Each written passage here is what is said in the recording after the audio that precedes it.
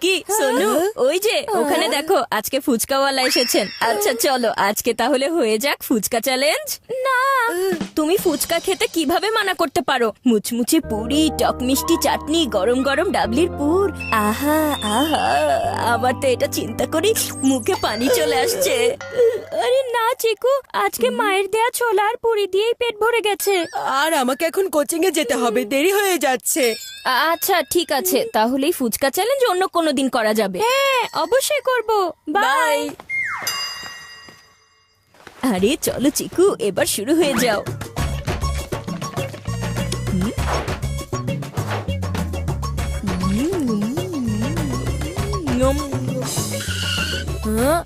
ওহো, ফুচকার চটপটি খাওয়ার আনন্দ নেওয়া হচ্ছে।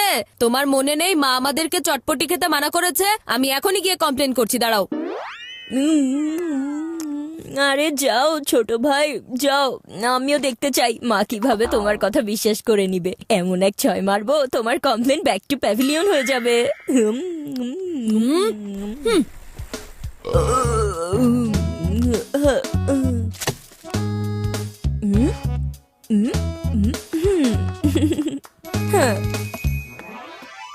মা মা, হ্যাঁ, ওহো, কি হয়েছে বান্টি?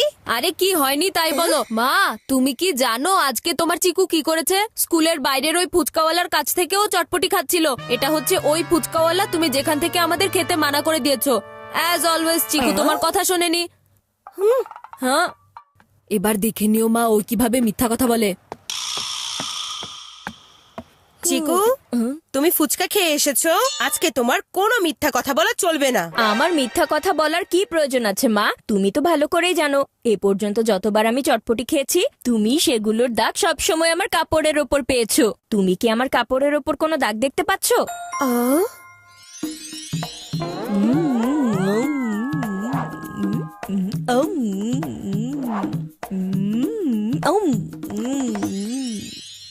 হ্যাঁ, কথা তো ঠিকই আছে। চিকুর আগে ওর কাপড় সেই খাবার খেয়ে ফেলে, আর আজকে ওর শার্টের ওপর দাগের নাম আর নিশানা কোনোটাই নেই। তার মানে আজকে ও ফুচকা খায়নি। মা দেখো, ওর কাপড় হয়তো চটপটি খায়নি, কিন্তু চিকু আজকে চটপটি খেয়ে এসেছে। তুমি বুঝতে পারছো না কেন? আচ্ছা বান্টির ফুচকার কথা বাদ দাও, কিন্তু ফুচকা খেলে কিছুক্ষণ পরেই চিকুর পেট ব্যথা হওয়া শুরু হয়। ও যদি আজকে সত্যি ফুচকা খেয়ে আসতো তাহলে এতক্ষণে ওর পেট থেকে শব্দ আসা শুরু হতো। মা পেট খারাপের কথা বলতে না বলতেই এখানে সত্যি পেটের ভেতর গুড়গুড় করা শুরু হয়েছে। কিন্তু মা অনেক হয়েছে, থামো বান্টি, আমি আর কিছুই শুনতে চাই না। আচ্ছা তুমি আবার তোমার হোমওয়ার্ক লুকোনোর জন্য চিকুর ফুচকা খাওয়ানোর গল্প বানানোর চেষ্টা করছো না তো? হ্যাঁ মা, এই বান্টি পড়ালেখা না করার বাহানা খুঁজে বেড়াতে থাকে। আমি এখন যাই, আমাকে অনেকগুলো হোমওয়ার্ক করতে হবে।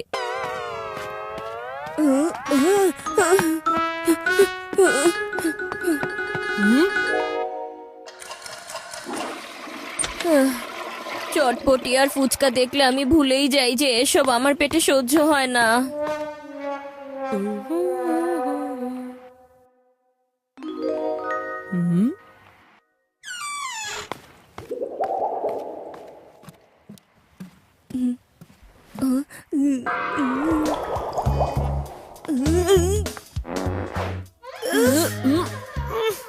ওফো, চিকু তুমি এসব কি করছো?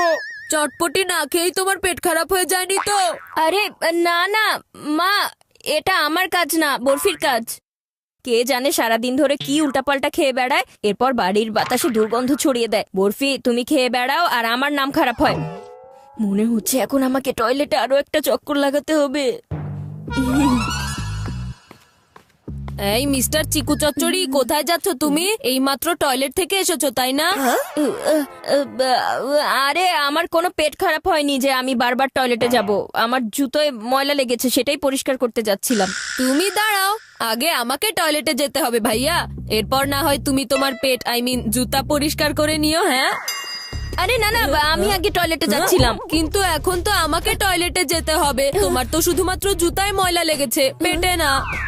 আরে চিকু, একটু বোঝার চেষ্টা করো, বান্টির এখন এমার্জেন্সি আছে। তোমার তো শুধু এই জুতা পরিষ্কার করতে হবে তাই না? সেটা তুমি পরেও করতে পারবে, আর একটু সময় অপেক্ষা করো না।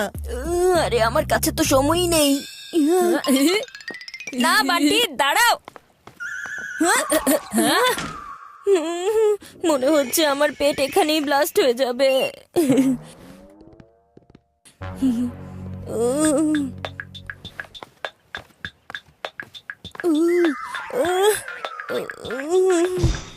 মনে হচ্ছে এখানেই ব্লাস্ট হয়ে যাবে।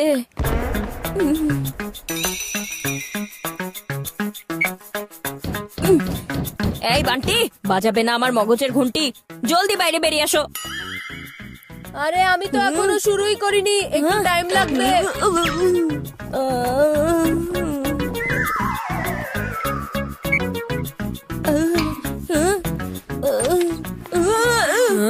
হ্যাঁ?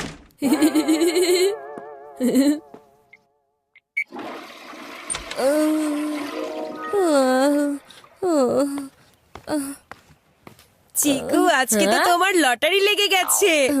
এখানে আমার পেটের ব্যাটারি খারাপ হয়ে গেছে আর মা লটারি নিয়ে পড়ে আছে। আরে কি এমন হয়েছে মা?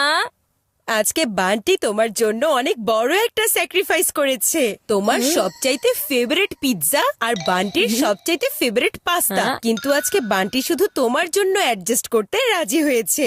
ও বলেছে আজকে শুধু চিকুর ফেভারিট পিৎজা বানানো হবে। তোমাদের সামনে নিয়ে এসেছি ফ্রেশ পিৎজা। পিৎজা? পাজি বান্টি কোথাকার, ও ভালো করেই জানে আজকে আমি পিৎজা খেতে পারবো না। পিৎজা কেন, একটা রুটিও আমার পেটের ভেতরে যেতে পারবে না। আর এই হচ্ছে তোমাদের দাদা ভাইয়ের জন্য খিচুড়ি। খিচুড়ি? আরে আজকে তো আমার জন্য এই খিচুড়ি, পিৎজা পাস্তা সবকিছু। এখন একটু খিচুড়ি যেন পেয়ে যাই। এই নাও চিকু, খেয়ে নাও।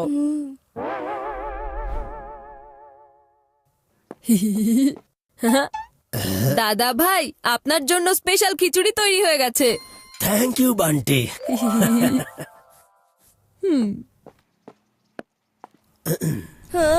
খিচুড়ি তো হাত থেকে ছুটে গেল আর পেটের হাল তো বেহাল হয়ে গেল। এখনই পিৎজাকে ছেড়ে খিচুড়ির সাথে বন্ধুত্ব করতেই হবে। কি যে করব? আইডিয়া, দাদা ভাইকে আমাদের এখনকার সময়ের পিৎজা খেতে অফার করব, তাহলে উনি তার সময়কার ওই খিচুড়িটা অফার করবে। দাদা ভাই, পিৎজা খেয়ে দেখবেন? আরে চিকু, এসব পিৎজা মিৎজা সব নতুন দুনিয়ার আজে বাজে নিয়ম কানুন। এর চেয়ে ভালো হবে তুমি এই খিচুড়িটা খাও। এটা খেলে স্বাস্থ্য ভালো থাকে আর পেটও খারাপ হয় না। এই স্বপ্নটাকে এখন সত্যি করে ফেলার সময় চলে এসেছে। দাদা ভাই, আপনি কি পিৎজা খেতে চান? এইসব পিৎজা মিৎজা এগুলো নতুন দুনিয়ার নিয়ম কানুন। হ্যাঁ, দাদা ভাই এসব একেবারেই পছন্দ করেন না। আসলে উনি তো খিচুড়ির ফ্যান। হ্যাঁ, বান্টি ঠিক কথাই বলেছে। কি দারুণ একটা খিচুড়ি হয়েছে, বাহ। এই পিৎজাটা তুমি খাও।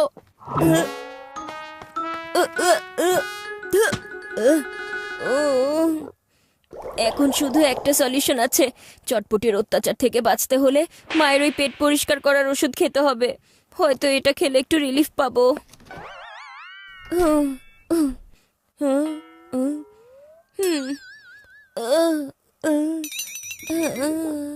আচ্ছা মা, এটাই তো পেট ঠিক করার ওষুধ, তাই না? হ্যাঁ, এটাই তো। কিন্তু কার জন্য লাগবে? পাশের বাসার রাজুর পেট ব্যথা করছে মা, তাই আমি ভাবলাম ওকে এই ওষুধটা দিয়ে আসি। আর এটার ভেতরে লাস্ট ডোজ বাকি আছে, ওই বেচারার জন্য এটা কাজে আসবে, তাই না? রাজুর চেয়ে বেশি আমার ওই ডোজের দরকার। কিন্তু এই বান্টি ইচ্ছে করে এসব করছে। এখন যদি এই লাস্ট ডোজ হাত থেকে বের হয়ে যায়, তাহলে আমার পেটের ভিতর থেকে চটপটি কিভাবে বের হবে? দাঁড়াও বান্টি, এখন এই ওষুধ শুধুমাত্র আমার পেটের ভেতরেই যাবে।